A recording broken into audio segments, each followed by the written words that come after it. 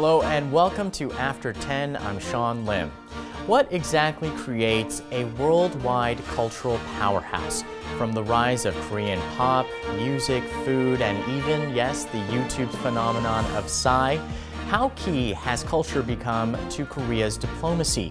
On today's After 10, we discuss this with two leading cultural figures on how culture can create the power for nations to communicate with each other.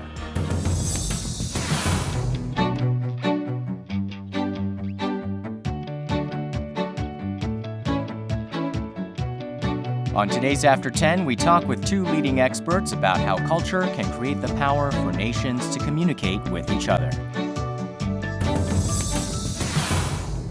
We're joined today by two people who are steeped in a culture that has dominated the global landscape for years. Ms. Gabrielle Traynor, head of the National Film and Sound Archive of Australia, and Mr. Andrew Petty, head of Arts and Entertainment at the Telegraph Media Group. Thanks so much for joining us today. Thank you. Pleasure. Can you guys briefly introduce yourselves and tell us, why culture is so important to your lives? Well, I've been very fortunate over the past few years to have quite a deep involvement in Australian culture, and I suppose Australian culture really tries to embrace many aspects of global culture, just given that we're a very young nation. But I fairly recently chaired a review of the main funding body for the arts in Australia, called the Australia Council, and we changed the way that we fund artists in Australia. So that was a very interesting and embracing exercise. I've also been on the board of the Sydney Symphony Orchestra for some time, and nowadays I chair the National Film and Sound Archive, which is our national repository, as the name suggests, of our film and our music, which tells the Australian story. And Mr. Petty? Well, my role, I'm as I said, a journalist at the Telegraph. That's it's the best-selling broadsheet or kind of quality newspaper in the UK. Has about 2 million readers in print and 70 million online. So my job, I feel, my connection with the arts as a journalist is really to connect our readers with cultural experiences that they'll enjoy.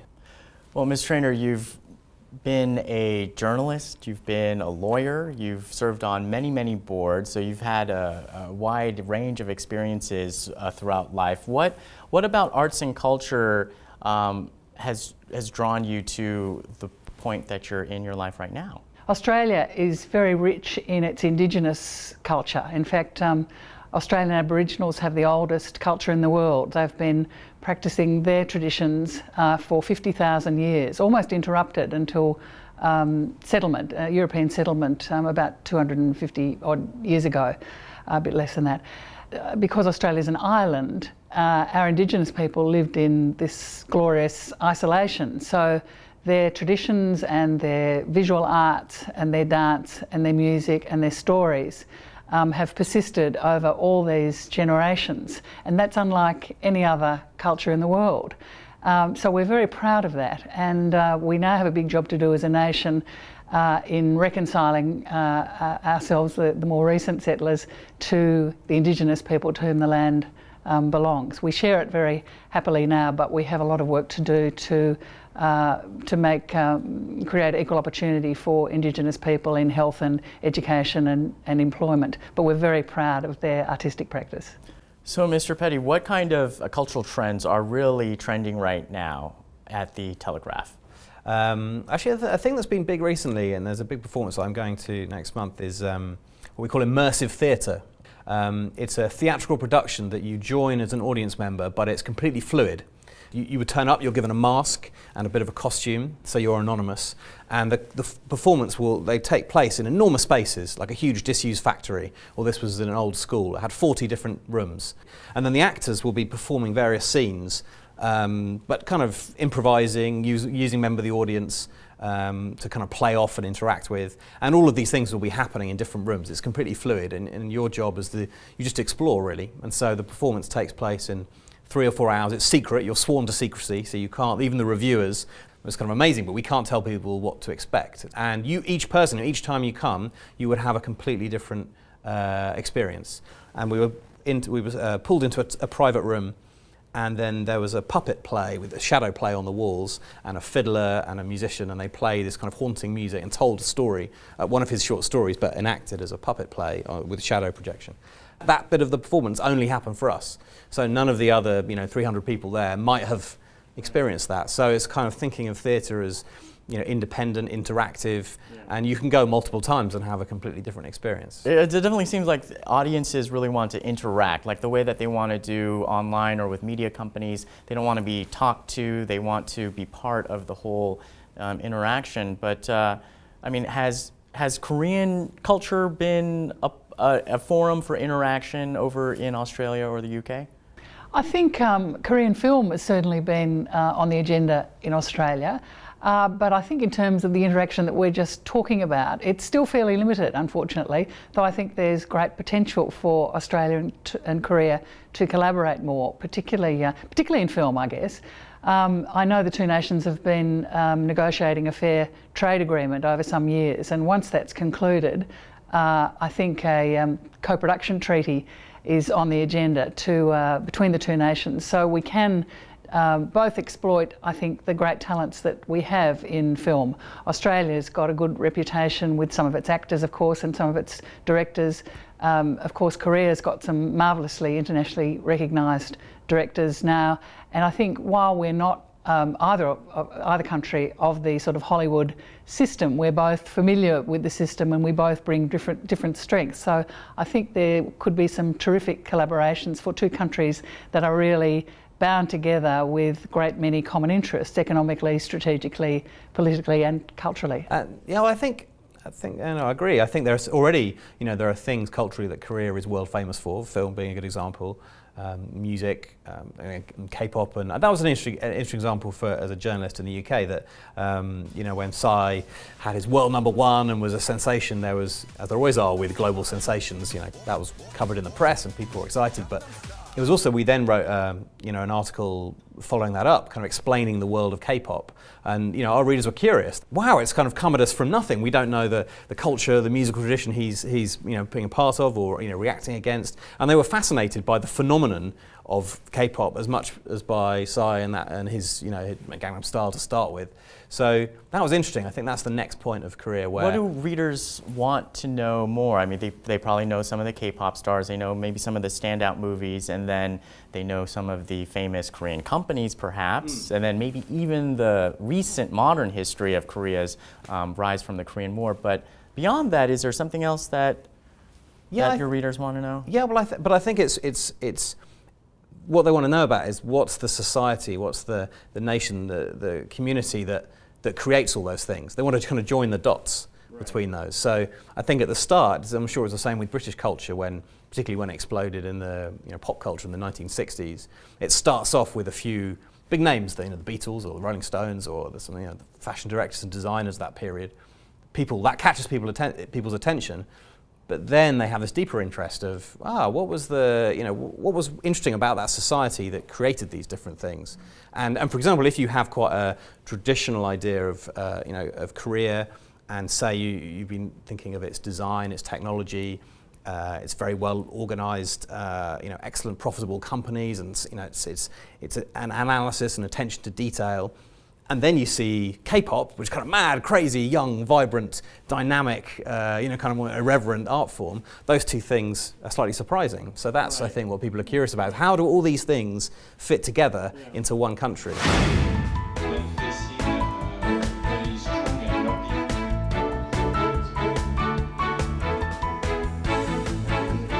Old versus new, express flatly. So if somebody is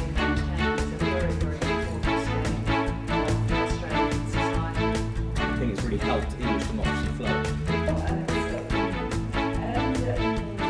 Both of you participated in the Culture Communication Forum here in Seoul. What were you guys hoping to discover, and what did you find? Well, I think the opportunity was given to us to engage with Korean culture, and this is my first trip to Korea, and I think it's Andrew's as well. So I had a very open mind about the exercise, and so we've had 2 days really immersed in very many aspects of Korean culture, from Korean furniture to Korean cuisine to Korean gardens to, of course, Korean design. And it's been, quite extraordinary to learn so much about this country, of which really I'd only heard and seen K-pop and, knew a little bit of the history of. How does it differ from your vision of the K-pop Korea? It's just much deep. The traditions are much deeper and much richer. Though you can actually see it's a continuum of tradition. One of the things that's remarkable about Koreans, I think, is that there's a focus on excellence, and you can see that in the way the country works. I mean, just the way that our visitors been hosted has been, extraordinary. It's just been wonderful. So, you see that sort of value, if you like, the value of excellence running through all the various traditions that we've seen. No, it's been terrific, and we've had the opportunity, of course, to be an international group. So we've been able to exchange the perspectives not only with our hosts but with each other. So it's been I think we all come away being great ambassadors for Korea. We'll go to our various homes and we'll have a lot to tell. Mr. Petty, your country has given the world Jane Austen, Shakespeare, James Bond, and now even Downton Abbey. What is it about British culture that really captivates a global audience? Well, I think the first point is that it's greatly benefited from English becoming a global language. So that's a lot of people can access those texts and can read Shakespeare or Jane Austen and become familiar with those worlds through the language. So that's a kind of great advantage English culture has. I also think that it's sort of positioned geographically and politically and kind of socially over time. It's quite sort of central to Europe. It's quite close to a lot of nations in Europe. It's got a very long relationship with America, obviously, and Canada. It's other Commonwealth countries in Australia, former colonies, people coming from those former colonies of India, the Caribbean, Africa, and then living in the UK has meant throughout history it's either been the centre in the past of exploration, discovery, empire, hundreds of years ago, but actually now that's had a brilliant, now that those days have finished, but actually sort of culturally has really enriched Britain, that those people are then coming back and kind of reinterpreting British culture. Well, there's a wide access, like you said, from the language and then just a global reach, but despite all of that, if it wasn't charming in some particular way, it wouldn't really have the hold. What do you think is charming about this? Is there like something that you could say is like the British charm, or can we compare that? Well, of course, I should agree with you there. All countries, I think, have an enjoyment of their own history and tradition and the way things were done in the past, with a kind of manners and civility and politeness and maybe charm as well. And so I think Britain was very kind of strong, powerful, politically and culturally during that period of several hundred years ago. So it has kind of resonant culture that then other cultures, other countries can see echoes of their own in that. So I think it's that and a combination of the language. For some people, there's nothing better than a British period drama, and here in Korea, the period pieces do extremely well. What is it about the historical pieces that resonate with modern audiences? I think because they tell eternal truths, really.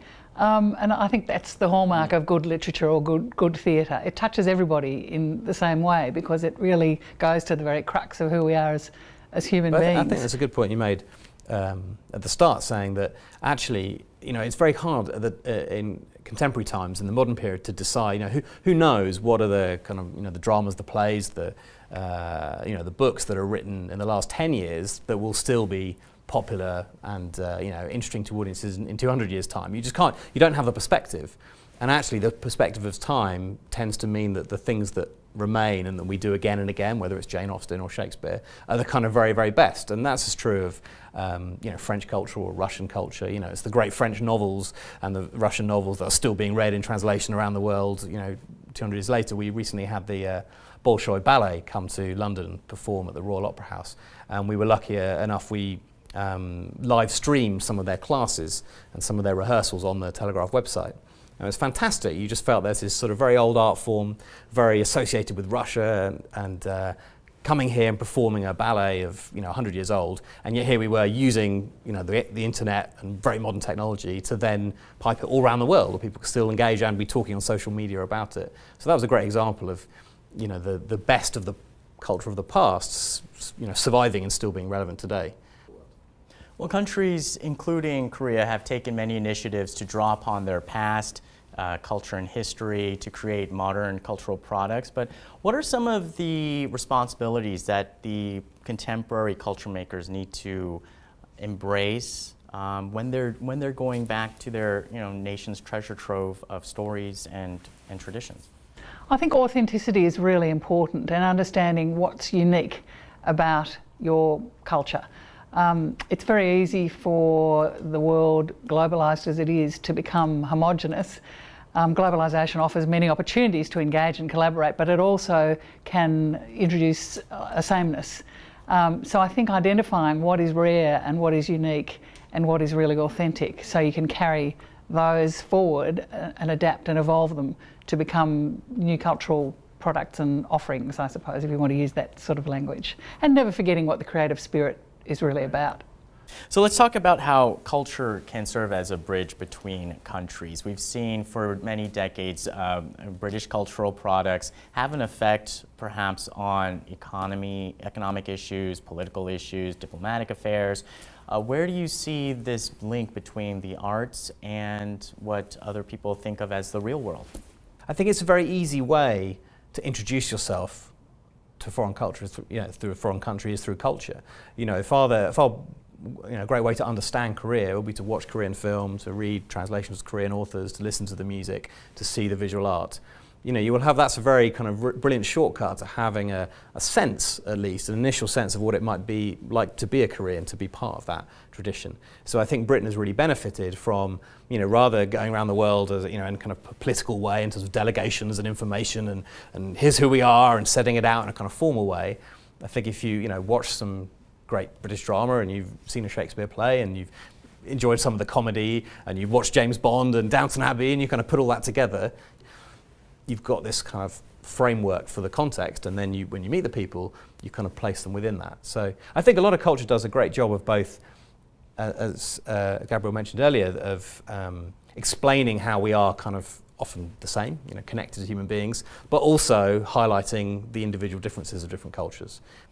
How would you like to see Korea boost its cultural exports to serve as more of this calling card to, let people get to know some more intimate aspects of the Korean psyche and culture? I think if that's underlined by collaboration, I think, if you put two nations together doing an interesting project, whether it's film or visual arts or dance or whatever it is, you often come up with something that's, much greater than just the two of them if they were doing it individually. So I think if Korea is willing to embrace collaborations and look for clever collaborations across the world, I think that's a wonderful way of really connecting culture and art and enriching. It can be mutually enriching for the countries involved. And how has social networking really taken off in terms of talking about culture? I mean, we see a lot of it being used in breaking news and keeping up to date with, what opinion makers are saying and what, even witnesses and sources are saying. But how has it really shaped a cultural dialogue and landscape? I think there's two main ways. I think the first is just the immediacy of reaction. Things are being broadcast live on every night on the television. The main programs are the top trending topics on the UK. People are discussing things live culturally as they are in the news as well. So there's that immediacy of reaction and response, and it's like being in the audience of a theatre and being able to listen to the opinions of your fellow theatregoers while you're watching the performance. I mean, that's a kind of amazing step, quite sometimes quite chaotic and confusing. So the immediacy, it's kind of accelerated that. But also I think it's very interesting from a journalistic point of view, is in the past you often had, in terms of talking about culture, there was mass media, which newspapers used to be, broadcasting to a whole nation, but having to do it in quite a general way. We just say, here's published a selection of articles. We hope in their totality that each reader will find some of them interesting, but they're really a kind of selection. And then there were kind of more niche media appealing to people with specific interests, whether it's film or dance, and within that, foreign film and then Korean film, you can drill down to every sort of subset. And there were smaller communities who had specific cultural interests. Well, what's great about social media is that you can combine those two. So we will be, tweeting and posting articles on Facebook, and I mentioned the Bolshoi being streamed. That was a great example of, we could tell them immediately, come here, there's something you'll really, really enjoy. So for, journalistically, I think it's a great opportunity where you can be simultaneously talking to millions of people, anyone who might be interested, the sort of passing reader, at the same time as speaking directly to very engaged, enthusiastic groups from one area or with one particular enthusiasm. That's very exciting. So you think the K-pop wave should continue on with its YouTube strategy? Yeah, I think social media has enabled those kind of global trends to be much quicker, much more explosive, and people now they can sort of feed their own curiosity. They're going, oh, I watched this one video on K-pop, I want to know more, and YouTube, there you go. You never leave. Right. And well, what do you think is the best way, though, for Korea to have a two-way dialogue? So with YouTube, it's pretty much one way, I guess, unless you count the comments. But when does it really start to become a dialogue and collaboration, as you've been intimating towards? I think you have to deliberately go out and seek the collaboration and seek the two-way conversation. I don't think it'll just necessarily happen, even with the aid of technology. I think it has to be a deliberate strategy. It has to be that the art gallery here will decide to tour its treasures to the Art Gallery of New South Wales, for instance. Those sorts of collaborations can really engender real engagement, and I think they're the sort of things that you have to think about if you're a cultural programmer here in Korea. So each side should read the other side's books and watch each other's YouTube and movies, and then when they get to the meeting, they kind of understand where each side is coming from. Yeah, exactly. So what do you think you're going to write about in terms of Korea when you get back to the UK? I've really greatly enjoyed Korean food. It's as fantastic as everyone said it would be. And I knew a little bit about Korean film, Korean music, and its histories and traditions, actually, as I said, to see how those things connect up. But the thing I actually want to write about is Korean design. They understand that design is not just the shape and look of something. And I think the Koreans understand that the form of something, the shape it takes, is a kind of an expression of its philosophy, or the philosophy of the person who created it. And Ms. Trainer, what would you share with your board members when you get back to Australia? I think just the opportunities for collaboration, to do joint projects with Korean cultural institutions. I think it really is exciting because we do share so many common interests. So that's what I'm going to go home and talk about. All right. Well, thank you very much for joining us today and being part of our program. Thank you for having us. It's a pleasure.